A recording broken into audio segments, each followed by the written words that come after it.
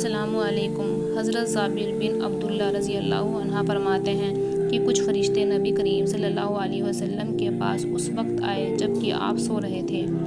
فرشتوں نے آپس میں کہا، آپ سوئے ہوئے ہیں۔ کسی فرشتے نے کہا، آنکھیں سو رہی ہیں لیکن دل تو جاگ رہا ہے۔ پھر آپس میں کہنے لگے، تمہارے ان ساتھی محمد صلی اللہ علیہ وسلم کے بارے میں ایک مثال ہے، ان کو ان کے سامنے بیان کروں؟ دوسرے فرشتے نے کہا، وہ تو سو رہے ہیں، لہٰذا بیان کرنے سے کیا فائدہ؟ ان میں سے ایک نے کہا، بے شک آنکھیں سو رہی ہیں لیکن دل تو جاگ رہا ہے۔ پھر فرشتے ایک دوسرے سے کہنے لگے، ان کی مثال ایسی ہے جیسے ایک شخص نے مکان بنایا اور اس میں دعوت کا انتظام کیا، پھر لوگوں کو بلانے کے لیے آدمی بھیجا۔ جس نے اس بلانے والے کی بات مان لی وہ مکان میں داخل ہوگا اور کھانا بھی کھائے گا، اور جس نے اس بلانے والے کی بات نہ مانی وہ مکان میں نہ تو داخل ہوگا اور نہ ہی کھانا کھائے گا۔ یہ سن کر فرشتے نے آپس میں کہا، اس مثال کی وضاحت تو کرو تاکہ یہ سمجھ سکے۔ بعض نے کہا، یہ تو سو رہے ہیں، وضاحت کرنے سے کیا فائدہ؟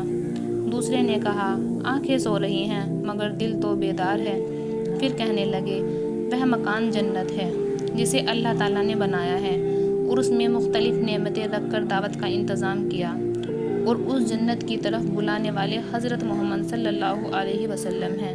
جس نے محمد صلی اللہ علیہ وسلم کی اطاعت کی اس نے اللہ تعالیٰ کی اطاعت کی، لہٰذا وہ جنت میں داخل ہوگا اور وہاں کی نعمتیں حاصل کرے گا، اور جس نے محمد صلی اللہ علیہ وسلم کی نافرمانی کی اس نے اللہ تعالیٰ کی نافرمانی کی، لہٰذا وہ جنت میں نعمتوں سے محروم رہے گا۔ محمد صلی اللہ علیہ وسلم نے لوگوں کی دو قسمیں بنا دی ہیں، ایک تو ماننے والا اور دوسرا نہ ماننے والا۔ حضرت انبیاء کرام علیہ وسلم کی وہ خصوصیت ہے کہ ان کی نیند عام انسانوں کی نیند سے مختلف ہوتی ہے۔ عام انسان نیند کی حالت میں بالکل بے خبر ہوتے ہیں، جبکہ انبیاء نیند کی حالت میں بھی بالکل بے خبر نہیں ہوتے۔ ان کی نیند کا تعلق صرف آنکھوں سے ہوتا ہے۔ دل نیند کی حالت میں بھی اللہ تعالیٰ کی ذات عالی سے جڑا رہتا ہے۔ سبحان اللہ۔